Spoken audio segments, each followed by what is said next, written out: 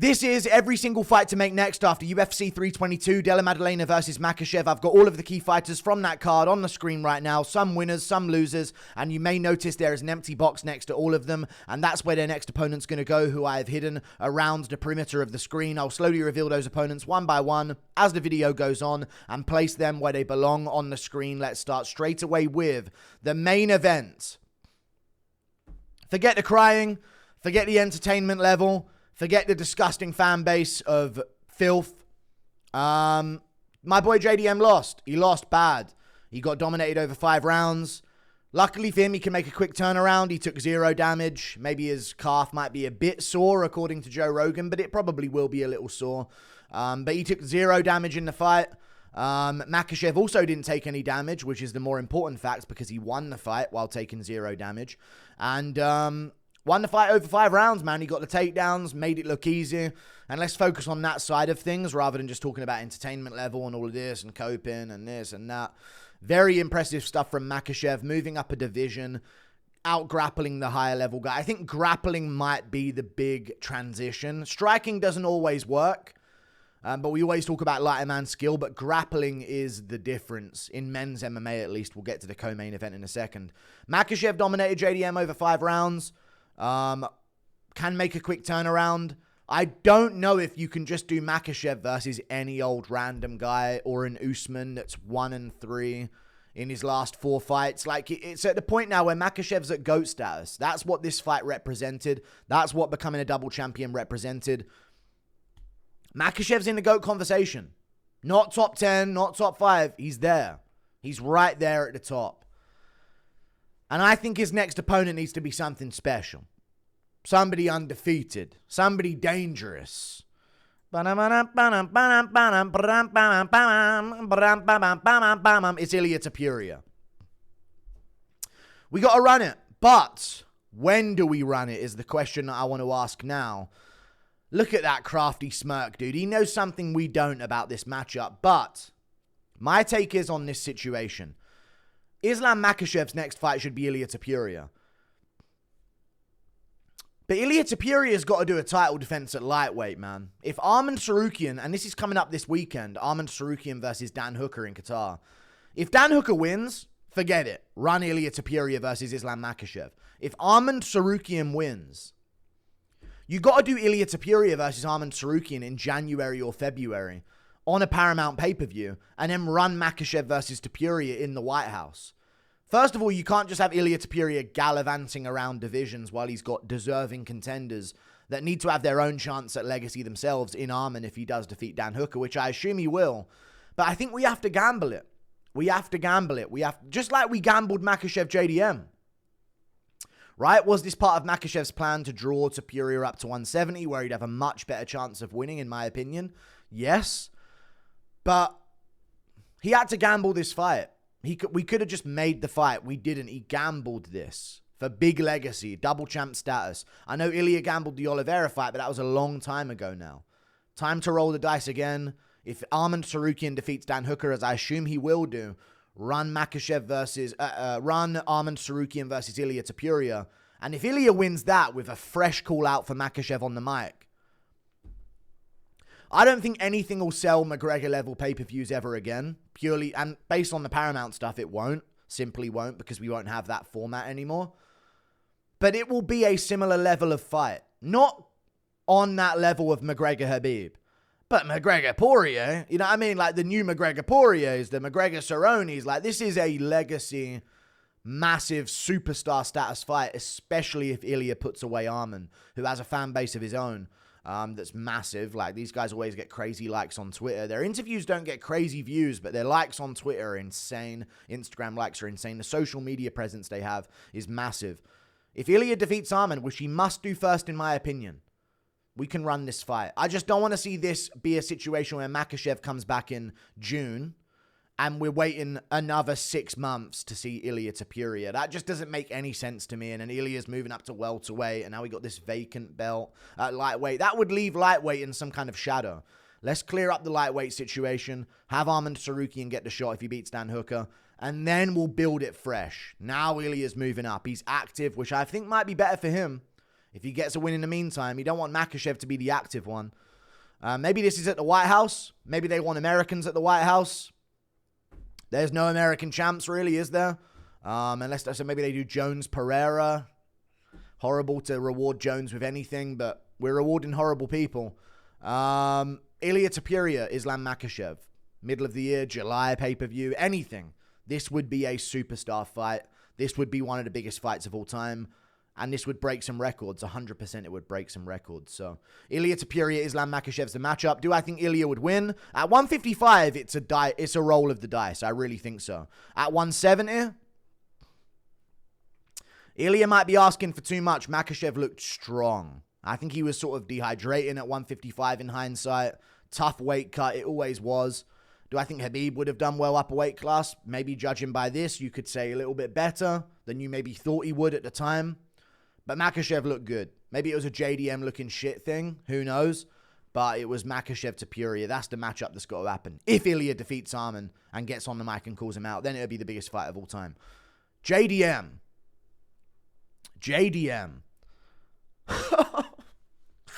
Jack Della Maddalena, dude.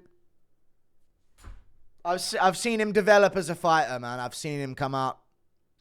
This was the moment where he finally gets over 250,000 Instagram followers as a world champion Australia. And now we just got these fucking inbreds on the comments just saying he's nothing, he's trash. And now another guy's absolute trash. He'll never be able to do anything again without them posting gifs in the comments. And it's tough, man. It hurts, but we got to move on. We got to go on to the next thing. Memories are short in this game. You get a big win, people forget, man. They do. They really do forget, man. Jack Della Maddalena versus, and this is the matchup I want to see. I think I've matched up the welterweight division very well. You might see some missing names. Jack Della Maddalena versus Sean Brady. I think he has to fight a grappler next, does he not? You can't see that level of weakness and then say, we'll put him back against a striker, because then if he wins, it'll just be like JDM when he doesn't fight grapplers. Lol. Of course he won. He didn't fight a grappler. His takedown defense is terrible. He kind of should see this as a personal challenge to really delve into grappling and to really level it up for a matchup against Sean Brady, who doesn't shoot as much as Makhachev. Maybe he got finished before he even got a chance to shoot and only shot when he was wobbled, but I think you've got to do this matchup. When you see the other welterweight matchups, this will make ultimate sense, because I don't think Makhachev's going to be defending it against a contender right now. I think we're going to be waiting for the Ilia fight, which means there's going to be a bunch of matchups going on in the welterweight division. And I've included everyone, and this is the way to include everyone perfectly. So Sean Brady got TKO'd. He's going to need some time. JDM got humiliated. He's going to need some time. He didn't take any damage. That's the good thing about that fight. So he's going to need some time just to sort of nurse his wounds, have Christmas with his family, made some money, come back in maybe March or April, probably April, I would say. A bit of time, 5 months maybe. JDM versus Sean Brady, I think, is the matchup they were supposed to fight before. The fight fell through. Let's run this matchup. Jack Della versus Sean Brady. Let's get it on. I think that's the matchup to make. He needs to prove that his grappling has improved. That's what needs to happen. Valentina Shevchenko. Yeah, just run her versus Natalia Silva. Shevchenko won in the co-main event. She's probably the greatest women's fighter of all time. I rate her win over Zhang Weili over... Well, Nunes beat Cyborg, to be fair. Nunes does have some good wins, but I thought Shevchenko won the second Nunes fight.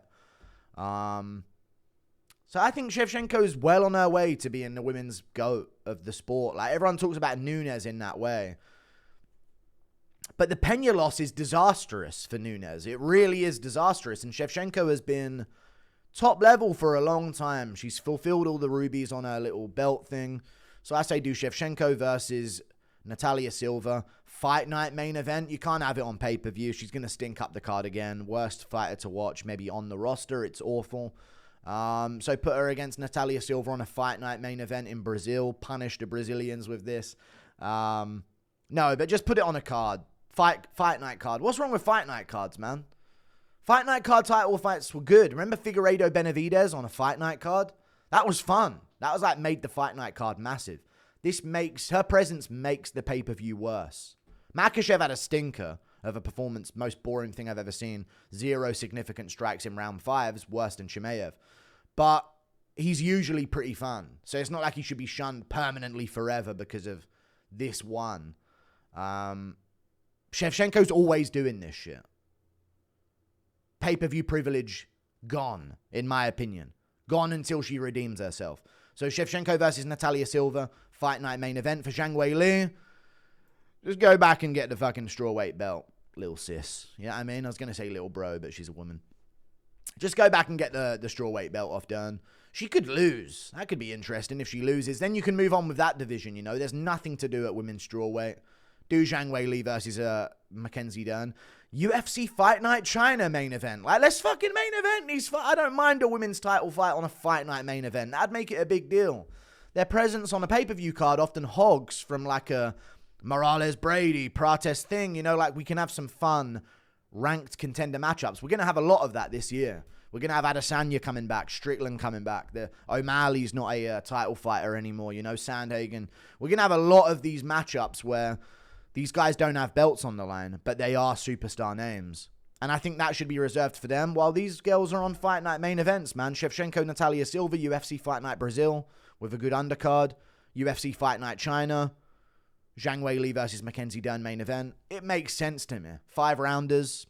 I think that would make ultimate sense. So that's what I think should happen next. There's nothing for Dern at strawweight. And Zhang Weili's not going to stay at flyweight, obviously. She looked too small. Way too small. I forget that Shevchenko was a bantamweight at one point, remember. But yeah, Michael Morales. Here's where we get into some more interesting ones. Michael Morales. Great performance. And here's how I'm matching up the welterweight division. You'll know who I'm giving Prates, and you'll love the matchup the second I reveal this name for Morales. Somebody who's calling for a title shot right now on Twitter. That's not going to happen after you've been out for that long.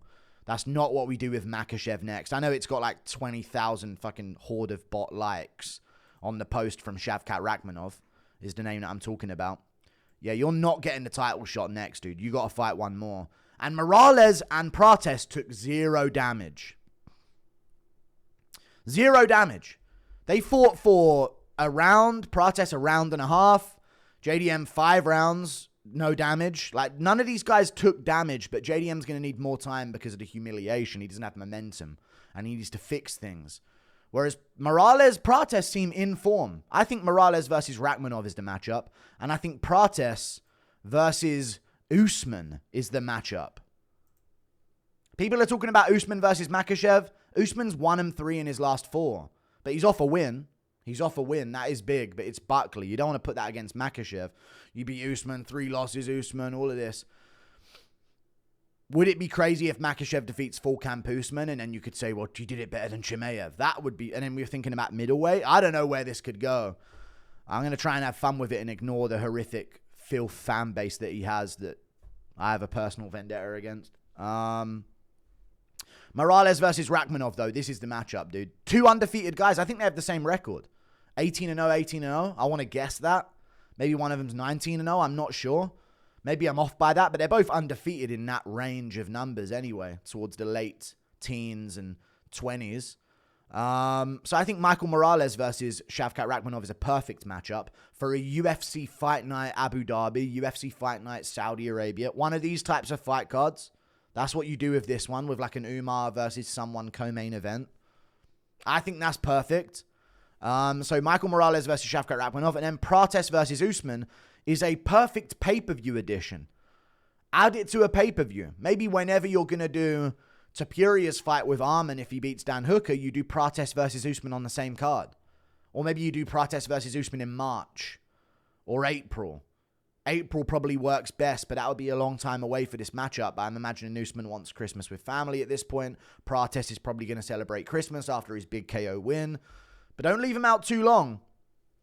Morales and Prates should be kept active here. No damage, big momentum wins, got a bunch of star power from their wins. Morales versus Rakhmonov, Prates versus Usman, JDM versus Sean Brady, Makashev versus Ilya Tapuria, and I'll match up Leon Edwards as well because it's on the topic of welterweights. Run it. Run it. Just run it, dude. At the White House, run it. Why not? Why not, dude? Masvidal's Trump's boy. He likes Trump. He loves it. He'd love to be on the White House card. Just fucking run this shit. Or do it in the UK in March. I don't know if Masvidal's allowed in the UK because he has that pending thing. I don't know if that's gone away. Maybe it can magically go away via the power of the UFC, based on them being in the UK again. But that's where it first went down, the beef. There's going to be a pay-per-view card in the UK in March. Not pay-per-view, but a numbered event. They're going to have a bunch of big names on it. They're probably going to run Aspinall Gone 2 back again. They're probably going to run Pimlet versus Gaethje. They're probably going to run Edwards versus Masvidal. Not the best idea for Edwards in terms of like the logic of the division. But it's that or Bond Firm. And Edwards just got KO'd. Maybe March is too soon. So maybe we do wait for the White House card and just put this on there as like a big narrative storyline fight. Or you do like a Miami numbered event or a Florida numbered event in general, not just Miami, but a Florida numbered event, and you do Edwards versus Masvidal. They'll probably go to Florida at some point with Paramount. This could be a fight night main event in a crowded arena. There's so many fun matchups to be made, but I know the UFC are going to fucking fumble all of these. This gives perfect distribution of a bunch of fun fights. Even if Jack wants to be active, you do him versus Brady in Australia. I don't know if Brady wants to be active, but we'll see, you know? But this is the things that I think you do. These are the matchups that you make. And I think that would be perfect. I think that would be perfect to do. Edwards versus Masvidal is... Do it. Just do it, dude. At this point, Edwards... It's this or a spiraling loss streak, or he tries to get a D-Rod fight if he's just even able to fight ever again. They haven't removed him from the rankings yet, so wishful thinking, maybe they're working on it. I don't know what's going on with him. Something's going on though. Or it's Bomb Firm. And I don't want Bomb Firm out for 7 months, 6 months while Edwards recovers from a flatline KO loss. That was a really bad KO loss. He's going to need a lot of time off. Brady's was a TKO. This was a really bad knockout. You got to take time. So I think Edwards versus Masvidal's the matchup. Then for Benoit Saint Denis, he had a great performance. No damage taken. Get him on the UK card. Maybe they do a Paris card, Fight Night Paris card early next year. In February maybe. Or in March. But we need activity out of Benoit Saint Denis as well. Somebody who got injured out of an Oliveira fight recently is Rafael Fiziev. No, it's Dan Hooker. I changed my mind. It's Dan Hooker. If he loses to Arman Saruki and run Benoit Saint Denis versus Dan Hooker. But you can also run him versus Rafael Fiziev. If they want to keep him more active and Dan Hooker gets really badly damaged. You know? If Dan Hooker gets really badly damaged and needs a lot of time, don't run it. I'm just thinking of what's best for Benoit Saint Denis. If the way they're matching the things up makes sense, listen, Pimlet or Gaethje is not getting a title shot. Pimlet Gaethje is the matchup. Holloway's fighting Oliveira. I know Benoit called for a BMF belt. Not going to happen over Oliveira versus Holloway. Pimlet, look at all the matchups, dude. Pimlet versus Gaethje. Then you got Makashev. He's up at 170 now, so he's not even in the division. And you got Ilia Topuria. I think should fight if Arman beats Dan Hooker. So it's not looking like Benoit's going to get a top 5 guy. So it's Dan Hooker or Rafael Fiziev. That's what's got to happen. I don't know when Fiziev's uninjured, but make it soon. Make it soon. March. If it's Dan Hooker, April. I think Hooker might move below Fiziev if he loses this one dominantly. But he does have win over Gamrot. So who knows what's going to go on there.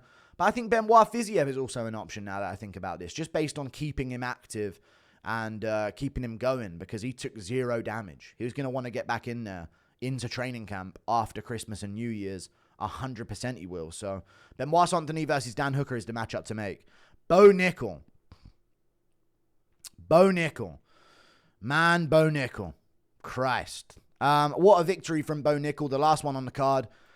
Sharamagomedov, man. This is the matchup for Bo Nickal. I've been calling for it for a while.